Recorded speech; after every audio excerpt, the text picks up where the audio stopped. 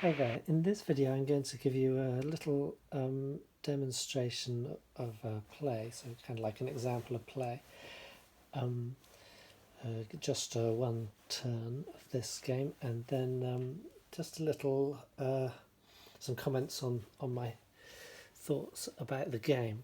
So the situation we're in, you can see the whole game board except at the bottom is the turn track reinforcements and the phase track here. The situation is we've completed the third turn. We're about to start the fourth turn.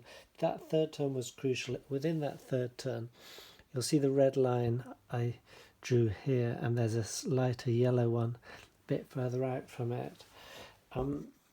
Had to be penetrated by the Russians.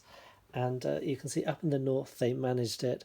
If they got within the yellow line, they got a few points. Within the red line, they got significantly more number of points for every infantry division.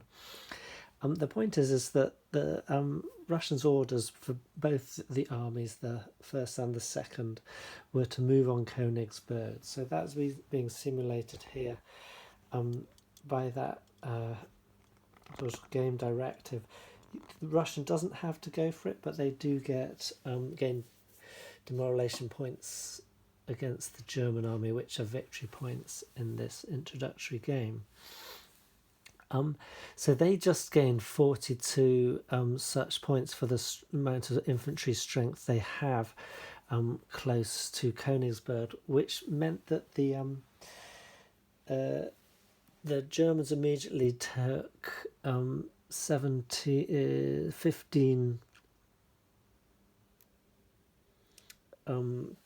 demoralization points and have gained about 30 strength points of reserves, which will come reinforcements coming from the western front, and they will come in 3 turns time, counting this turn we're on now. So they will come in from Bromberg here. So so that's the situation where we are at this kind of like at the end of the opening phase of this Tannenberg scenario.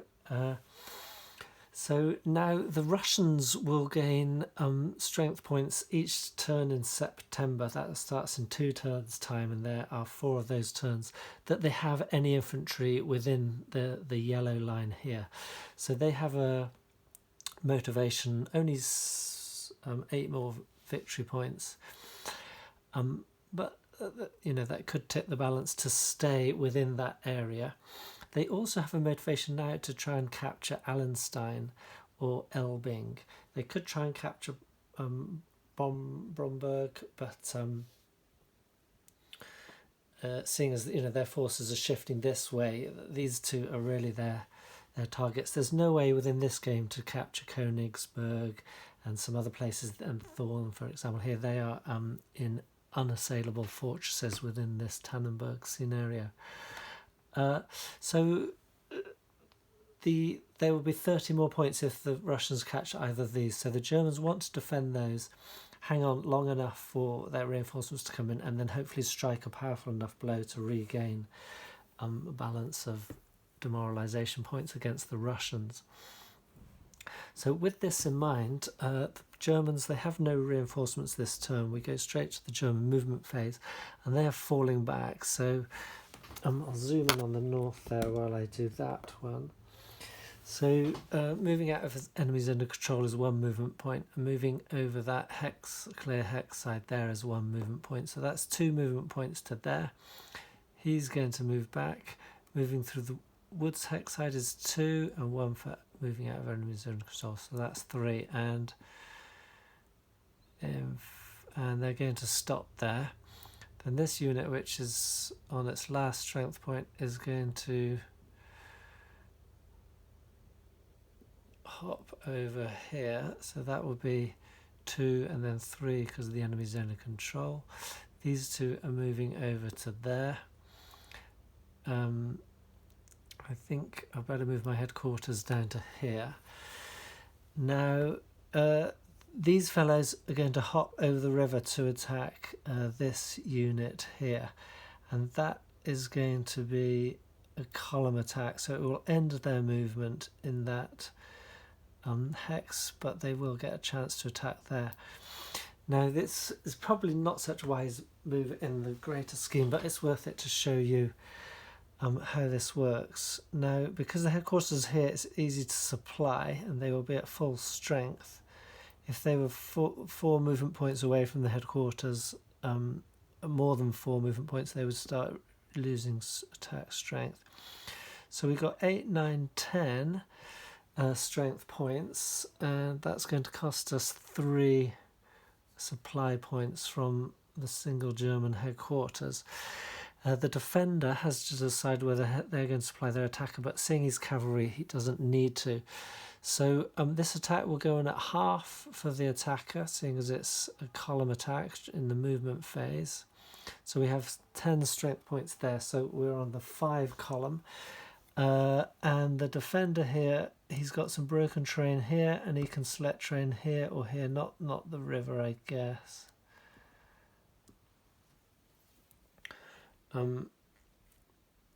So he's going to select to be defending in the woods, which is -2 on the attacker's die roll. They roll a 1, so that goes down to -1, and that's a disaster because that's going to be nothing. They were hoping to have wiped that out. Now, I could have retreated before combat, as the there was about, with the -2, there's only a 33% chance of defeating him. So let's say he didn't choose to retreat before combat. As cavalry, he could have automatically done that, which would have enabled them to move in. So now he gets the counter attack. In the woods, he gets +1 on his die roll, and his strength point is times by 3. So he's rolling on the 3 column. He's only going to get hit on a 6, so he gets nothing. So that's the end of that, just some wasted supply points. Now, continuing with the movement phase, this division is going to move by rail along this rail track, and then by rail down to here. Now, he's going to be threatening Bialystok here. That would be 15 demoralization points worth against the Russian if the Germans capture that at any point. They don't have to hold it, they just have to enter it at a certain point. So no other division can now travel. Oh no, one other division in Germany could travel on the single track line. In Russia, only one division per single track line. That's the dotted lines. The other ones are double track. You can have up to your rail capacity moving along there. I just know, yeah, the German rail capacity has just started this turn, so they've just sort of got their rail system freed up from the initial mobilization to the front for this kind of maneuver. So the thought here is that of course I should leave it there. 1, 2, 3, 4. That's okay, because that cavalry could otherwise have threatened to attack it.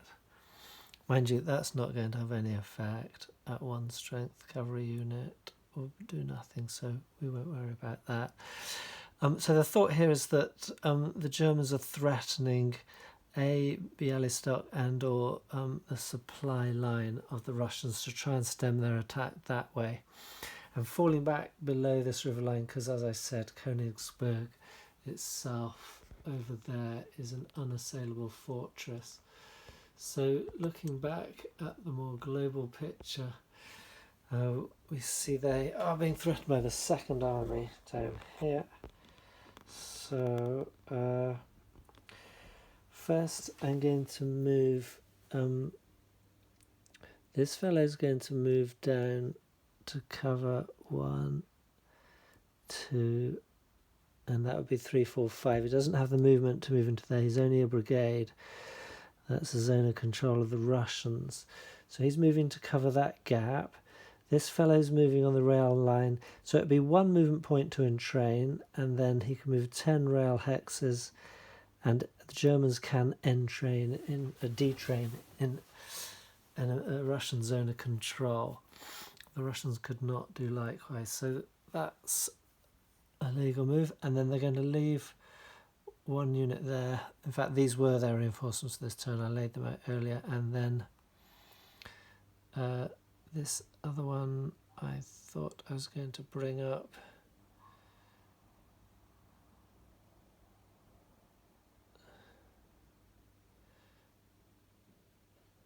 to here, so it would be 1, 2 and train, then 1, 2, 3, 4, 5, 6, 7, 8, 9, 10. That's 2 movement points. So we could detrain here even, but I'd rather he goes into the fortress there, I think. Then these fellows are falling back.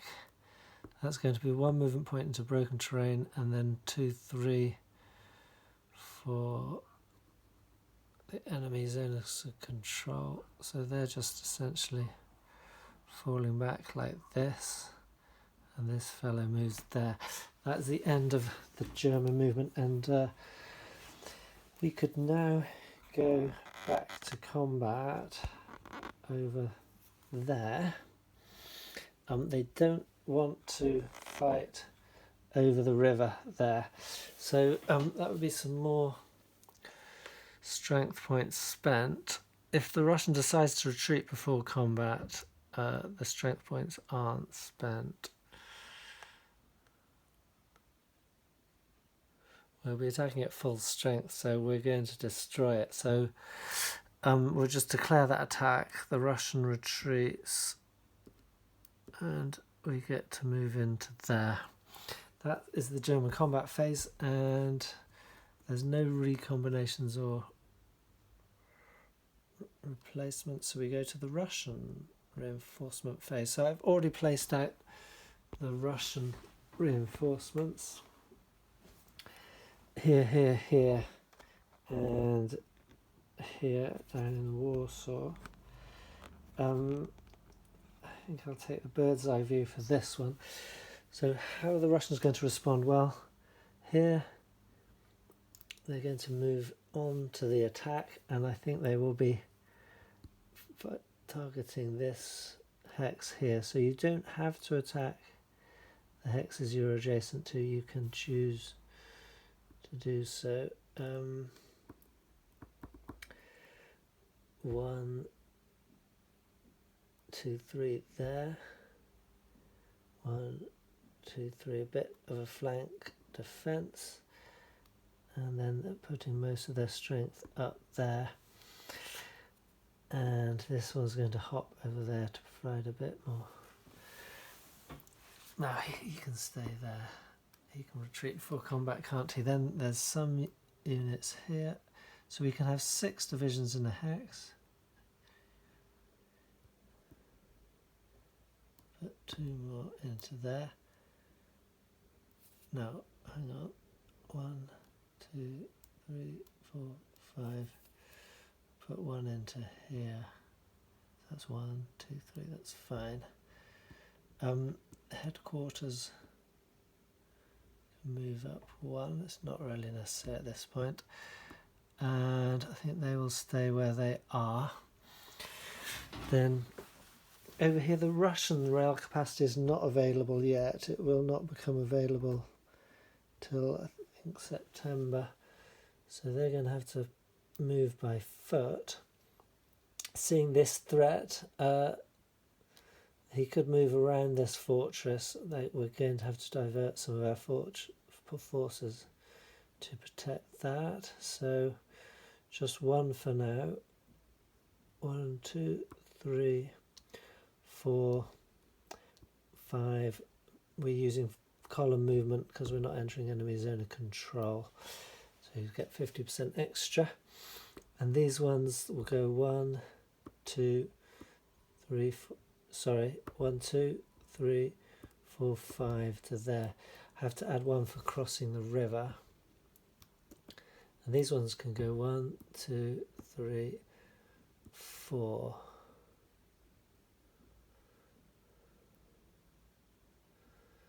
The Russians really wanted to be amassing their strength there. They didn't really want to be breaking off detachments like this. They wanted to bring them all together, because it's a attritional battle. You want to have units to feed in. It's not really about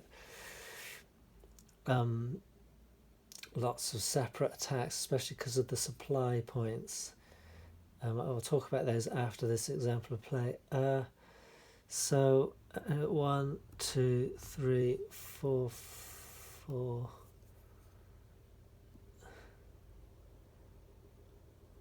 5, and then 1, 2, 3, 4, 5. That's as far as they can get through the woods. So they're marching along the railway tracks, but it's still heavy woods on either side. So that's the Russian movement phase. Now the Russian combat phase. No combat in that movement phase. The Russians have to hedge their supplies somewhat. So going to the combat phase, if we do this one down here first, what we'll have is these 3 stacks against him, and hang on, there's a river there into woods, so that's 3, 4, 5. So these ones are going to be reduced because of the distance and movement points of the supply line from the headquarters. If I had moved the headquarters up there, 1, 2, 3, they would be fine, but then it's vulnerable to attack from there. So that was a bit of a mistake. Let's say I moved him there. So it's still 1, 2, 3, 4, 5 strength points. So they're going to each be reduced 1 strength point. Although they have to be fully supplied, they won't be quite as effective, but still. So we got 8, 16, 20, 30 strength points to supply there. And so that's going to be 32, 7, 8 supply points, 1 for every 4 that the second army has to spend. 1, 2, 3, 4, 5, 6, 7, 8 for that attack. So he's gone down to 32. He started with 50. So he's only got 32 left, and the first has only got 28 left. So they're running out of attack ability quite quickly. It's going to be a hard job to take that. Anyway, so this attack will go ahead, and then the defender is too far from his headquarters to supply that, so he will be at strength 4. So what did I say? 32 strength points on the attacker. I record those numbers with these because otherwise you're adding up quite high numbers in your head. It's easy to forget where you are. So the attacker is going in, and the defender is going to choose to defend. He's being attacked on 3 sides. He can choose essentially the best terrain relative to his 3 attackers. He's going to choose the woods, so that's attackers on -2 on his die roll. They roll a 1 again, so that goes down to -1 on the 32 column. Brings us here. So we got 2. We could, at best, we could have got 5 strength points being lost. So that probably was not a doable attack. But we're trying to get here, so we need to bash through these. So that's 2 strength points lost. The defender at this point could now decide to retreat, but he's only going to reduce that down to, and could reduce that down to 1 with that, but we won't at this point. I will merely flip that, so now he's on his 6 strength point side, and then the defender replies with 4 strength, his original strength, and then that's times by 3 on a counter attack without retreating, and so we have 12, and he gets +1 because he's counter-attacking on it from defensive position in woods. I rolled a 2, so +1 is 3. So 3 on 12 is 2. So he gives back the same as what he gave. So I'm going to flip these 2. have to spread the losses out as evenly as you can between. There's a priority. Essentially, infantry in this case will take them first. If attacking cavalry would have had to take the losses first, so ignore that was in there. That features in the calculations. So then we have another attack up here, and so that's going to be over a river. That's not going to be good. So I think we're going to go for maneuver there.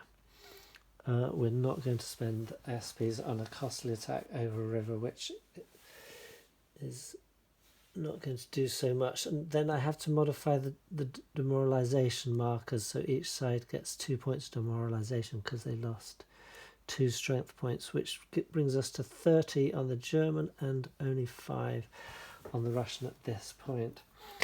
And then there would be replacements and recombinations. Recombinations would be weakened units recombining underneath, if they were placed underneath the headquarters.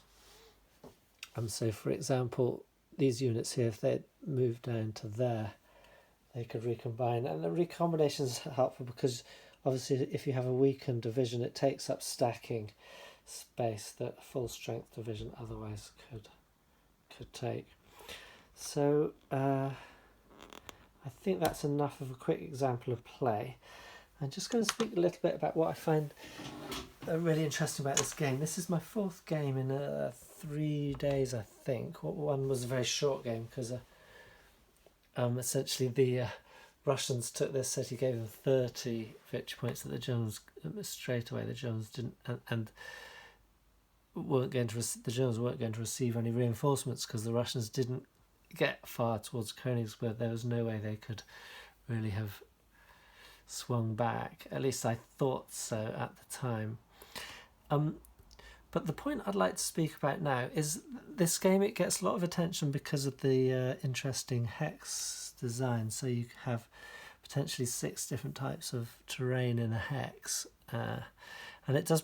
It's very easy to do and to use. And it presents you with some more interesting options, more sort of movement and defensive possibilities than you would normally get in the sort of rough grain of a hex by hex terrain.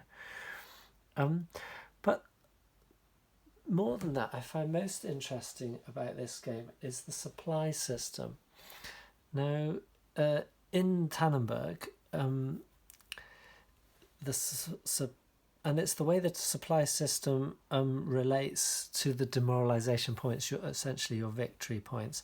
I think in the full games, the demoralization points would not be just immediately equate to victory points, but they will result in nations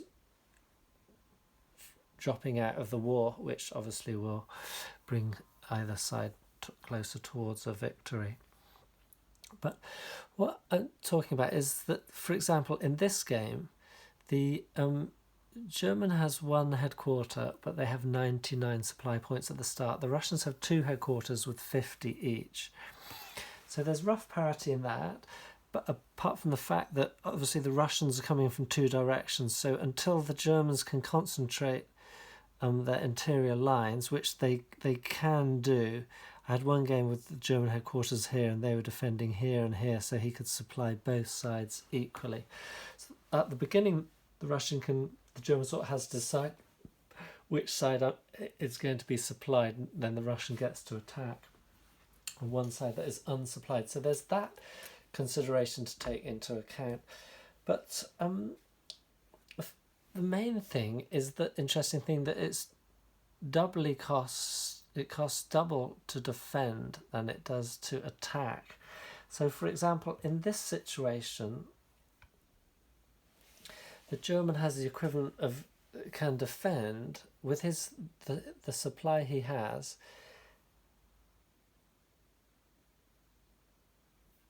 He could defend with. He can supply 198 strength points in defense over the whole course of the game. So that means sort of the best. He has several 8-5 units, and often he's defending with two of those stacked together. So that's 16 strength points. So he could defend with 12 of those over the whole course of the game. And the Russian has can, with the supply he's given divided between the two, he could attack with over the whole course of the game with 400 strength points, or 200 each side, because it costs more. So although they've got the equivalent strength points, the Russians can effectively attack with double the strength that the defender can supply with over the same in this same area over the same course of time. The best size stack the Russian can get is about 26 SP, and so with 200 SPs supplyable, that's only 8 attacks. So between the two, double that up between the two, that's 16 attacks. So the Russian, over the course of 1, 2, 3, 4, 5, 6, 7, 8, 9 turns, they could get 16 sort of prime attacks in, and that's it. And then they run out of supply. You can then have unsupplied attacks, but they're at half strength, so obviously they're going to whittle down less. And won't get you so far.